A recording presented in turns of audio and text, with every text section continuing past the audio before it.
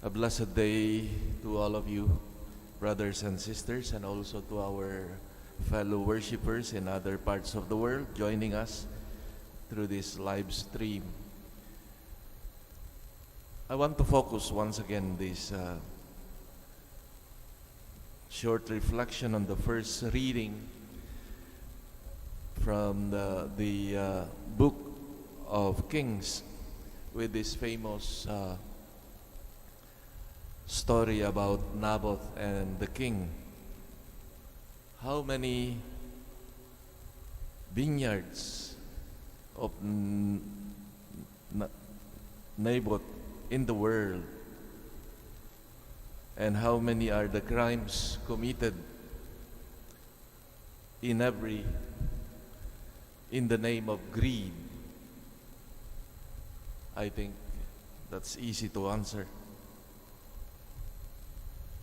Not only in families or relatives, but even in relationships among nations.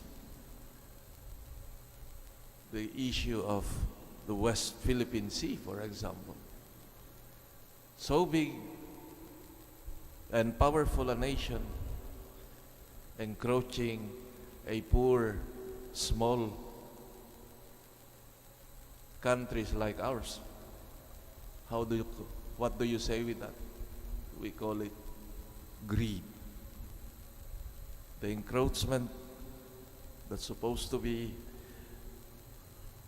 a military exercise is but a show of bullying and greed of a powerful nation like Russia towards Ukraine. The root of every evil is this egoistic desire of possessing things and persons. But as one author would say, but behind the possession arises actually the lack of faith, he said. Lack of faith in life and therefore in the God of life.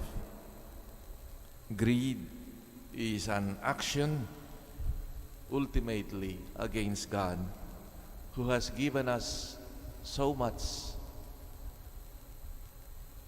and we are not owners in the ultimate analysis. In the last analysis, it is God who owns.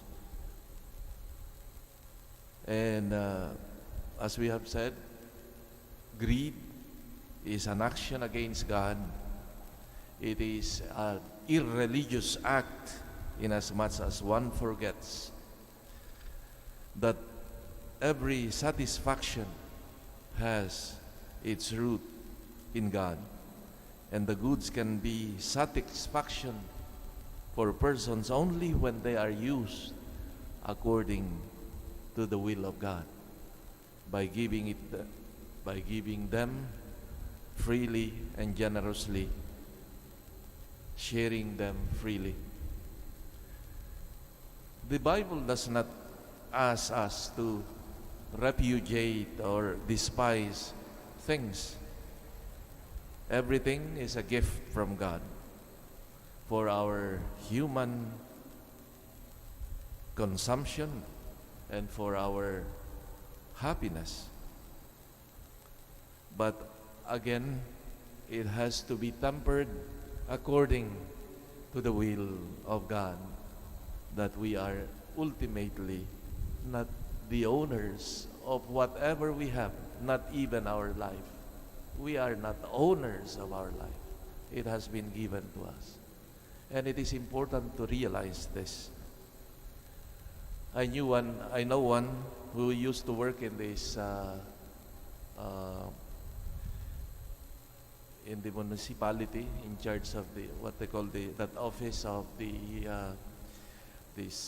lands, and was telling me what a sad thing to see, for example, brothers and sisters fighting for a piece of land instead of talking to each other, they go to court and they spend, I think, much more than what they can get from the small piece of land.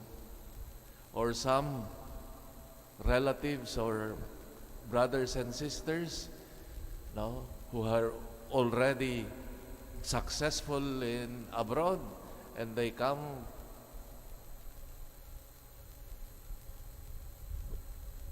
again, no, against their poorer relatives, claiming their own piece or part of a small property. At the root cause of all this, he said,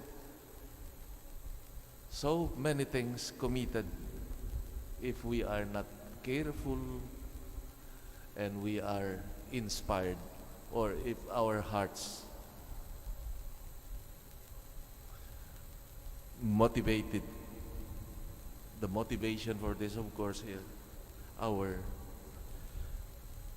greed, like in the story of the first reading today. The king who would own so many vast tracts of land, and he wanted a piece of land of a poor neighbor. It's unthinkable if you have to think critically. But this is at times, if we are not careful, that we can become also victim of this greed. We ask then the Lord to help us see our life as a gift and what we have as a gift, and live grateful for what we have. I think if we realize that we are not owners, that we do not own anything at all, then we can live a grateful, happy life. Amen.